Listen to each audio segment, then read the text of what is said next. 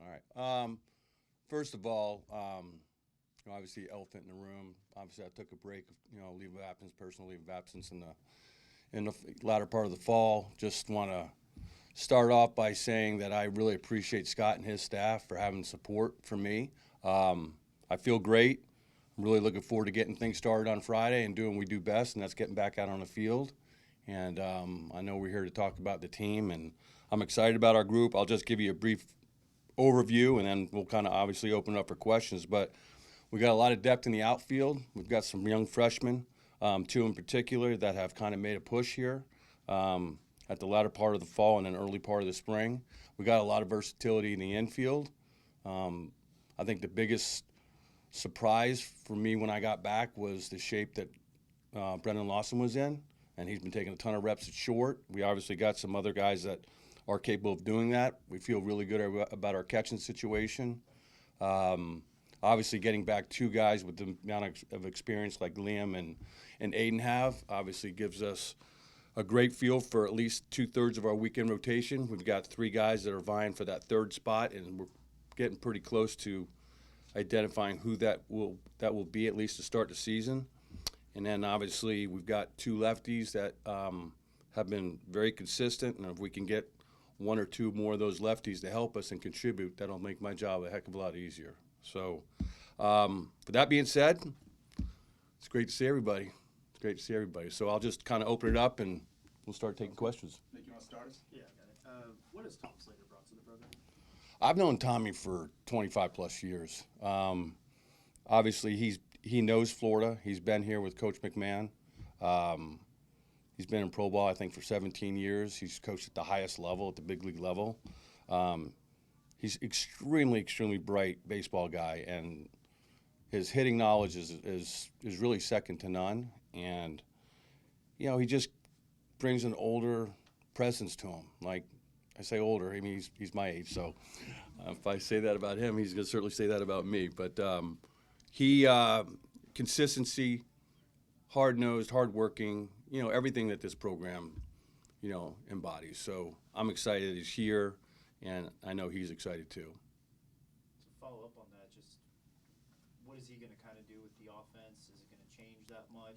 What's kind of the dynamic with him now? Yeah, I think that's a good question. I think with Tommy and I having very similar philosophies when it comes to the offensive side, and you always got to adapt. Number one, to your roster of what you can and cannot do. But I think the thing that he and I have talked quite a bit at length about this is the league has gotten so good, especially on the mound, that if you don't figure out different ways to score runs, relying on the 3-run homer can certainly, help you in certain situations against certain pitchers. But when you're facing these guys on Fridays and Saturday nights and they're a year or two away from getting to the big leagues, those 3-run homers are far and few between. So, I mean, does that mean we're going to bunt more? I'm not. Yeah, we'll probably bunt a little bit more with guys that can do it. We worked awfully hard on it. Hit and run maybe a little bit more, maybe have a little more action. Hopefully steal, a few more bases with guys that could do that. But if you're too relying on the home run, and no one knows this better than I do, when you get out to Omaha, you don't look to see what the percentage of rain is. You look at the direction of the wind, and if it's blowing in, and you've really had one type of offense the entire year, and has to rely on the 3-run homer, man, that's a pretty tough feeling to go into that game. So hopefully we'll have a little more versatility offensively. Tommy he'll have a big say in the offense. Obviously, you'll obviously see me standing next to him during the game, and it'll be a collaborative effort on that side of things.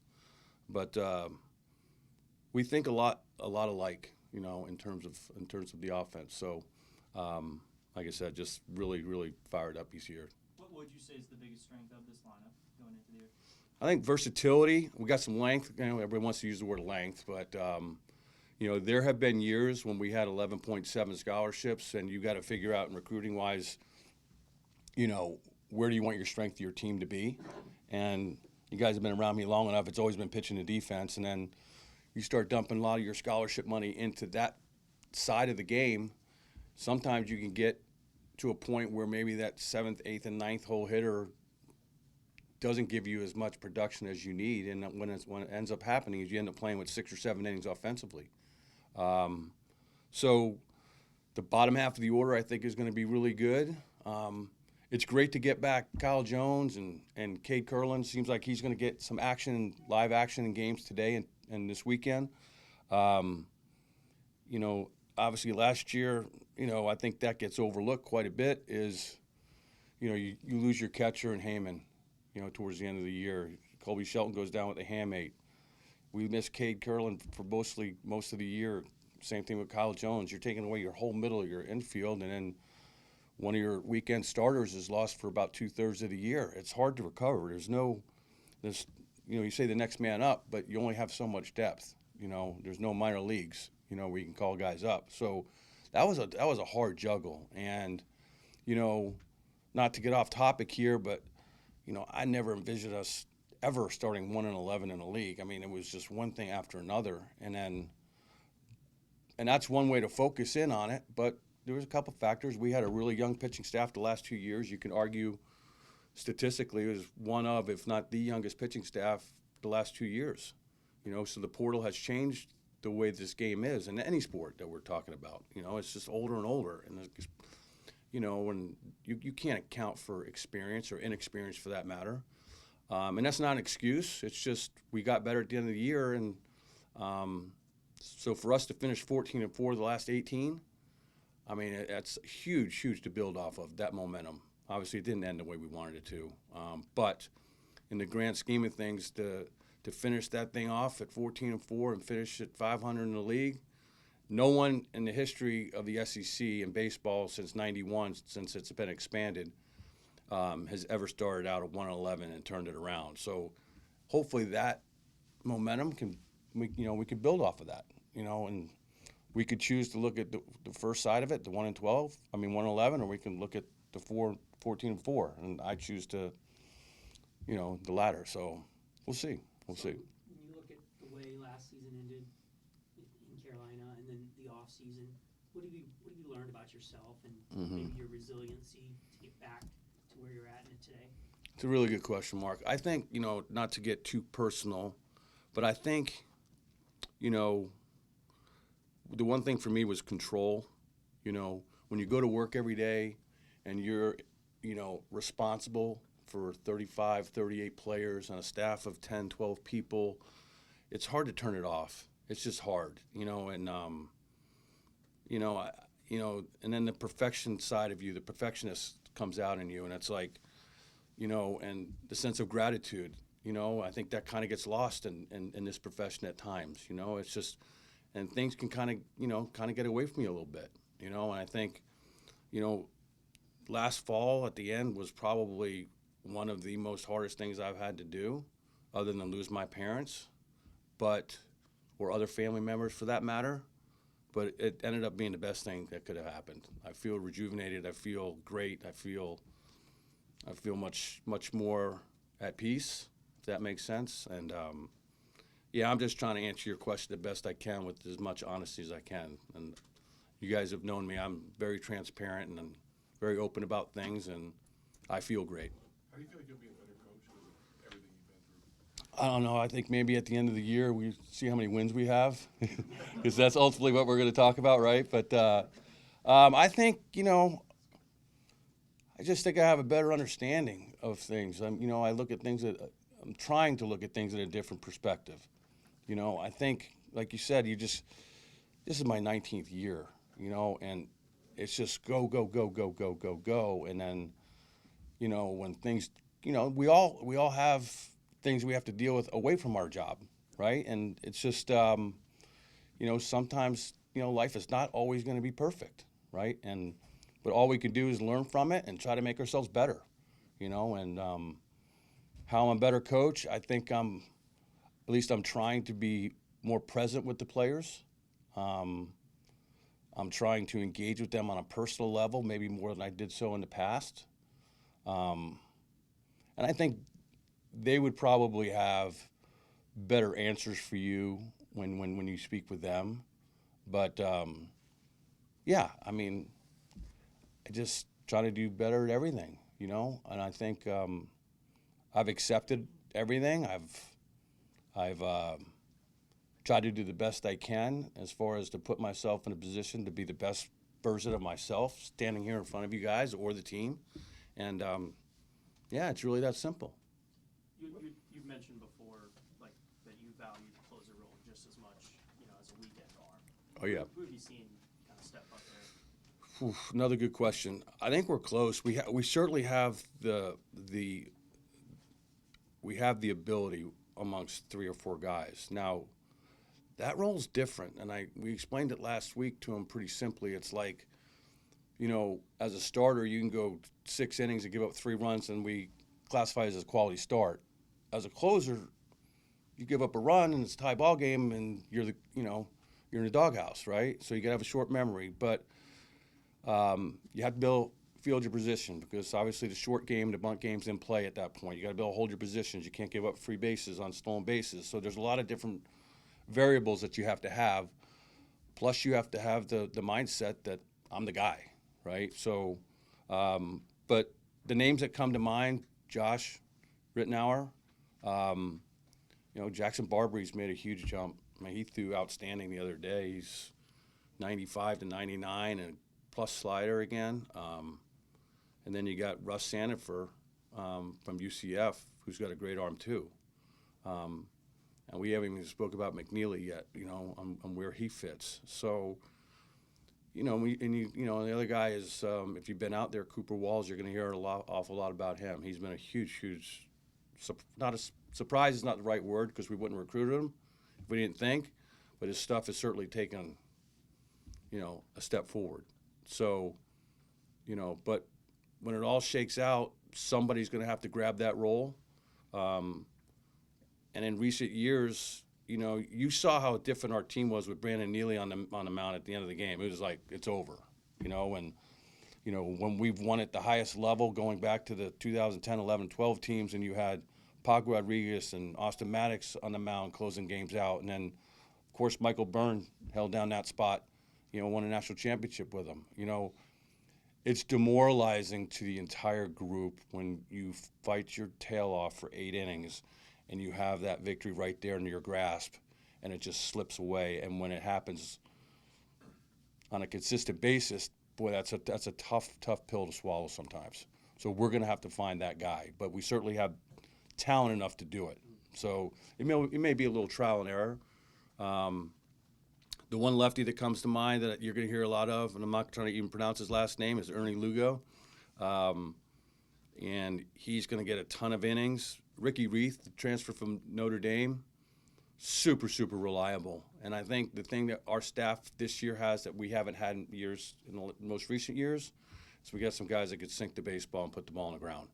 The last couple of years, the game has trended towards fastballs, four-seamers, and ride heaters, but I do think it's starting to switch back, even at the big league level. So. When did you realize you had to personally address some things, Coach?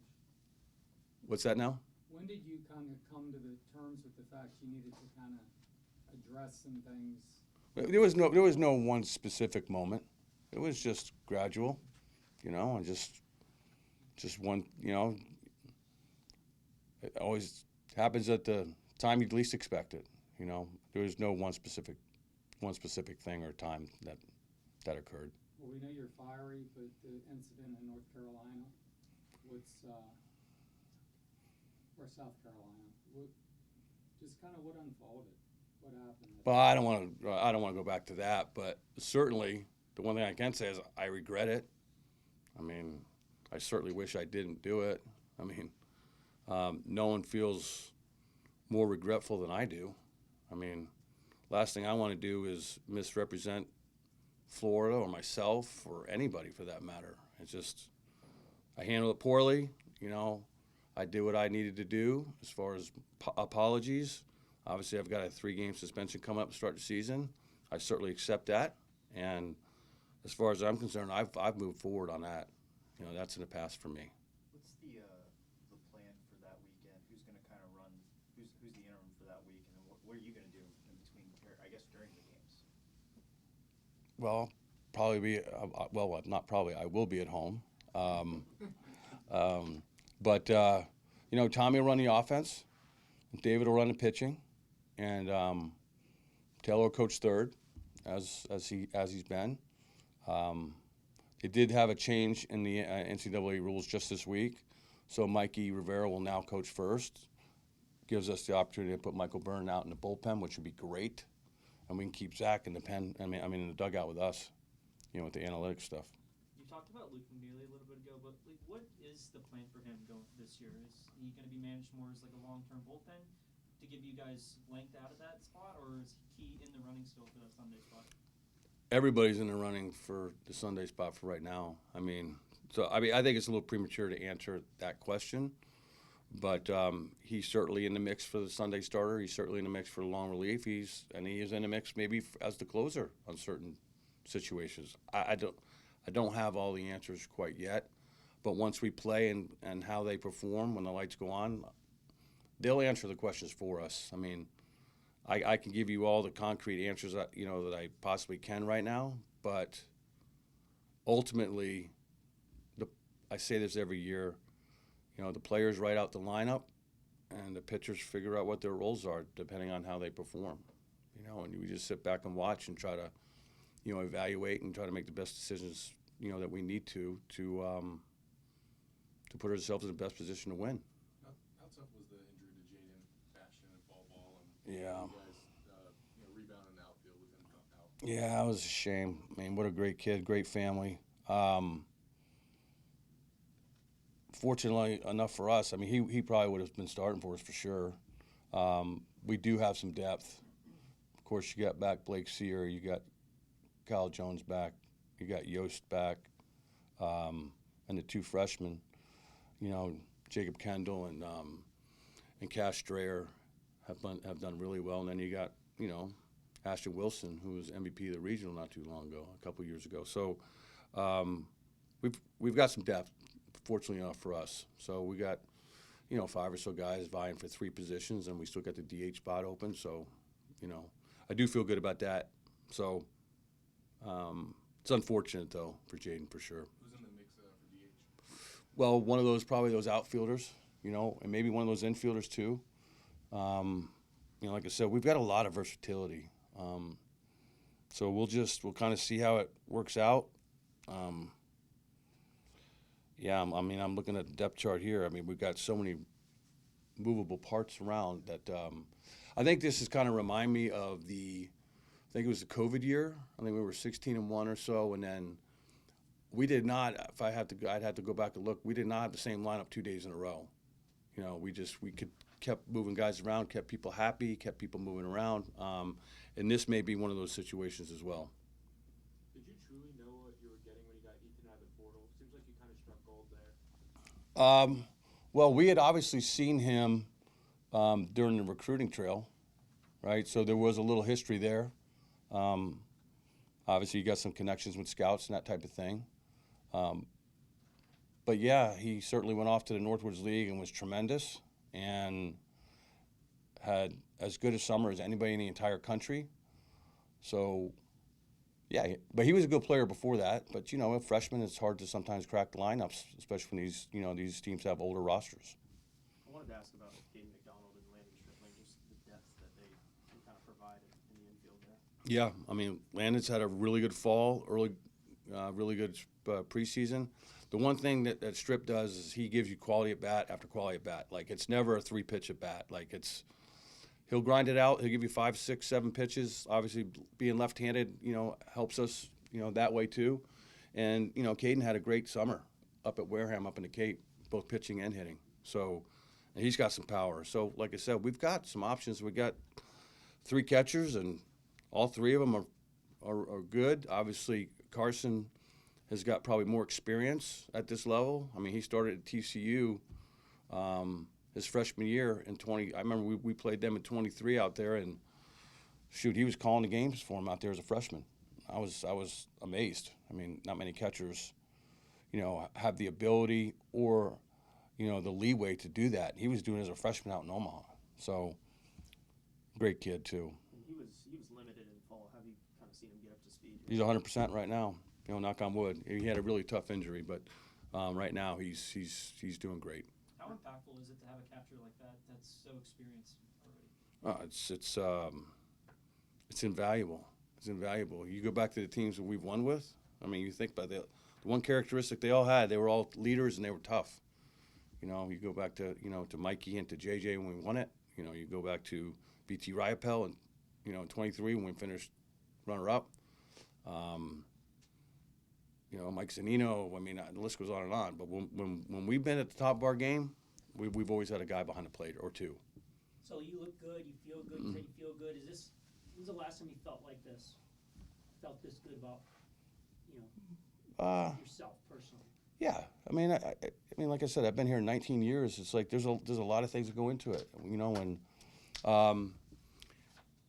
yeah, it's you don't wake up one day and just go, you know what, I'm gonna allow a little different perspective on things and make a commitment to yourself personally, and I think that's what kind of slips away at times. So, whether it be get up every morning and have my own routine and make sure I get, some personal time for myself in the morning, and then so I don't get bogged down during the day and let one day slip away from the next. And I think it's important. I think if the one of the things is, is we all have to take care of ourselves first. And if we do that, then everything else will fall into place. It's really that simple.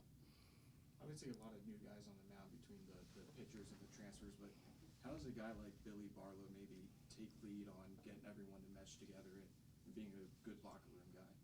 Yeah, Billy's great. He's funny. He's humorous. He's had a good preseason too. That's the one thing, but that's why I brought this sheet down here. It's like you start mentioning names, you inevitably are going to miss a guy or two. But he's certainly valuable as heck. He's kind of like that Ricky Reith, where you can bring him in the third, sixth. I mean, if you're playing a midweek game and you want to give your closer, maybe he had a extended on a weekend, and you got to close the game on a Tuesday. I have no problem with Billy right now to do that on a Tuesday to fill in, to give somebody a rest. And the same thing with Ricky Reith, Yeah, so as far as being a teammate, I mean, he's great. He's great. The players love him. What do you like about Cooper Walls is bringing in, how much does he come on? Well, when we recruited him, he was the freshman pitcher of the year in that league. So there was production there. I think the second to last start of the year last year for him, he pitched at Oregon State and threw 5 scoreless. And I'm like, well, there's something to this. And I think he was like 90-92, but a ton of strikes. And I think we get caught up in the radar gun. And for me personally, I was like, we have to value performance as well. Like, we need high performers, and he was a high performer. He went on the road, was on a weekend rotation at Hawaii, was away from home, from San Diego, and goes on the road. I don't know how many freshmen would be like. You kind of compare it to what Aiden King did last year against Texas. It's not easy, right? And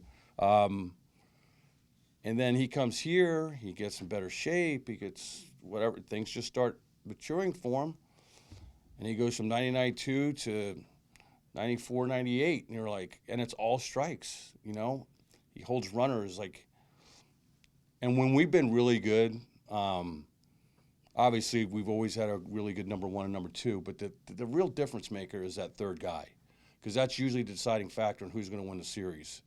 And you go back to Kowar, who was 11-0 that one year. But if your third guy is better than theirs, and you can split one of those first 2, or win the first 2 and get a sweep, which is really hard to do in this league, that third guy is really valuable. So he's been extremely impressive. Coach, what's been the relationship like, or what have you seen from the relationship between Cade and his brother Rivers, and like, what's it like having that kind of dynamic on the team, and like, what do you think that'll add to it? I don't know how much. I mean, they've been close. I mean, they're really close. So I mean, I don't think anything's changed since they've been here. I'm sure behind the scenes, Cade's looking after him a little bit. But no, they've always been really close, and obviously nothing's changed since they've been here. Big picture NIL. Where do you think Duke's back there, so you can ask for more money? But where do you think you fit in in the SEC in terms of some of that stuff? Are you got the money there to compete? I mean, everybody wants more. Well, no one really knows what everybody has. It's all hearsay, right? So, I don't know exactly where we fit. Certainly, every year it's, going up and up. Yeah, I mean, I could talk for days about it, but yeah, there's a huge gap within our league, and I'm sure if you ask any coach at any school, in any sport, they tell you the same thing. There's schools in our league that, that significantly have more advantages that way, but you just keep telling yourself, we are Florida still, right? So, does it mean we have to work harder to try to, raise those funds? Absolutely, absolutely, absolutely. But I think that part of it too, for me personally, was a stressful thing for me to adjust to. The days of just going out watching a player and saying, you want him, and 9 times out of 10, you're successful, and all of a sudden that landscape changes on you. Yeah, it definitely wore on me a little bit. It definitely did. But you have perspective. You only can control the things you can control. So. Was in some regards last year your best coaching effort in terms of what you did with so many injuries and? I don't know about the best, but it was difficult. I tell you, it was one of those deals where, being the head coach in the leadership role, like, I was very conscious of my body language and the way I spoke to the team when we were going through that difficult stretch. I was like, if I don't hold this thing together myself, this thing can go south, and it's not going to turn around. So it wasn't even just a matter of being understanding or empathetic to the players and understanding that they're hurting too and they're struggling, but you got a whole staff too, right? You got coaches, you have trainers, you have strength coaches, and all it takes is one person in that whole group to not have that positive thought, we're going to turn this around, we're going to turn this around, we're going to turn this around. I must have said it 1,000,000 times. Not knowing the outcome, I didn't know, but I did know if it was never going to turn around unless I believed it or made them believe it. But it was a constant coaching of everybody involved, not just the players. Like I remember talking to Buddy quite a bit last year, just going to his office, close the door, say, hey, man, we got, because he's got great perspective on things. How's so-and-so doing? How's so-and-so doing? As far as the players or staff or whatever. So, yeah, it was I'm not going to use the word exhausting because that's your job, is to get things turned around. It's always easy when things are going your way, but it was a conscious effort every day to make sure that we're turning this thing around. Whether it did or it didn't, we weren't going to go down without a fight, that's for sure. Do you think that the fact that they were, the players went through that struggle, they were pushed to the limit, how can that help them going into this season, just mindset-wise? Well, you learn from your experiences, not just in baseball but in life, right? So, I mean, it can't do anything but help. They've already a lot of them been through the worst of the worst. I mean, they did it, right? And it's one thing to have lip service and say we're going to do this, and then doesn't quite turn out, but they did it. They turned it around, and every year you're going to go through some ups and downs. You're going to have situations where you're going to lose 3 or 4 in a row, and all of a sudden, everybody's thinking the world's coming to an end, right? And then, well, let's go back to last year. We were 1-11. How do we feel about ourselves then?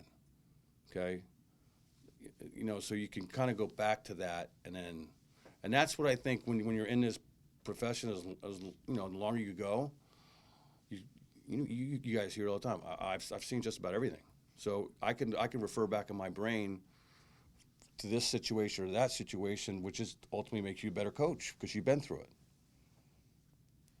Any final questions? Sticking to big picture real quick, but there were some rumblings earlier this week. The NCAA was having discussions about moving the season back to first weekend of March. Is that something you would be in favor of, or do you like how the calendar's kind of set up now? Honestly, I don't give it much thought because I don't have a vote in it. So that might be like, all right, so it's like, I'll make a joke, but like maybe in the past I'd worry about stuff like that, but I don't have any say in it. Like if they say we're playing March 1, we're playing March 1. Like I don't care. So, you know, I said this the other night, you weren't there, Sullivan, but, you know, in the past, like, you know, when the ball put in play and, yeah, there was a question whether it's a hit or an error. And you call up to the press box, say, "Hey Sullivan, I think that was a hit." You know. Now I might call up, and say, "Hey Sullivan, I know your job's not easy, but you might want to reconsider that. Maybe that was a hit." But no, but that's just it's all fun and stuff. But no, like I said, it was really good to see everybody. I'm excited about the season getting started. Hope you guys are too, and let's have a good one. All right, thank you guys.